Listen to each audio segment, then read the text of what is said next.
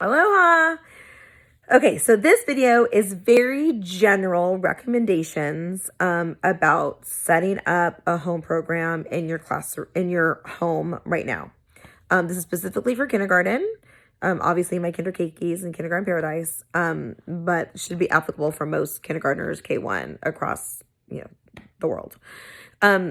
Well, maybe the United States. So, number one is my recommendation for actually I'm not a psychologist, but even with your husband, I'm telling you, we're really all gonna have to get through this together, is you have to set boundaries and you have to be able to communicate because we're all in a closed space doing multiple things. Most of us, I would say, are probably doing some homeschool teaching and some work for our own personal work at the same time and just living together. So we need downtime, school time, work time. That's a lot going on in one house, especially if you have multiple people in the house, multiple children.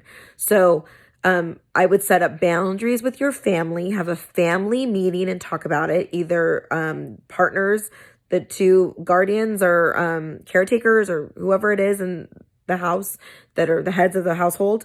Either you decide and then you tell the little ones, or you guys as a family decide together what those are. But you're going to have to set up boundaries. You're going to have to set up communication. In terms of, even for myself, I did that with my husband last night and just said, look, this is what my week's going to look like. But I also want to talk to him in the future just about, we need to be able to say, I need a break. I'm overwhelmed. I need to go outside. I need to go for a 10-minute walk. I just need some space and air. So that would be my recommendation. Set up boundaries.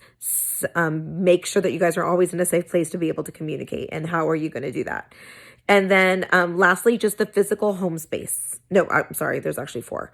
The third would be the physical home space, making sure that you have an area that's designated for your work, school work, and then also play free zone. Just so that you have those spaces in there. Set up the school area with whiteboards, crayons, pencils, notebooks. My students are going to need a highlighter if they have it. But just having that. My fourth tip would be on schedule, is that you're going to want to devise a schedule that works best for your family. It's going to look different in every family. It's going to start different for every family. My daughter and I, we are sleeper inners. That's just what we are. So I'm taking advantage of the fact that I don't have to wake her up at 6:30 every day. I don't want to start my day at noon, but I'm making it work for my family.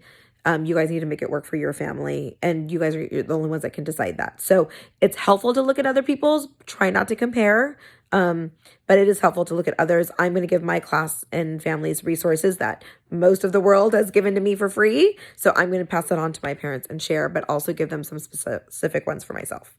So I'm happy to be here for you, happy to help. Mahalo, stay safe and healthy.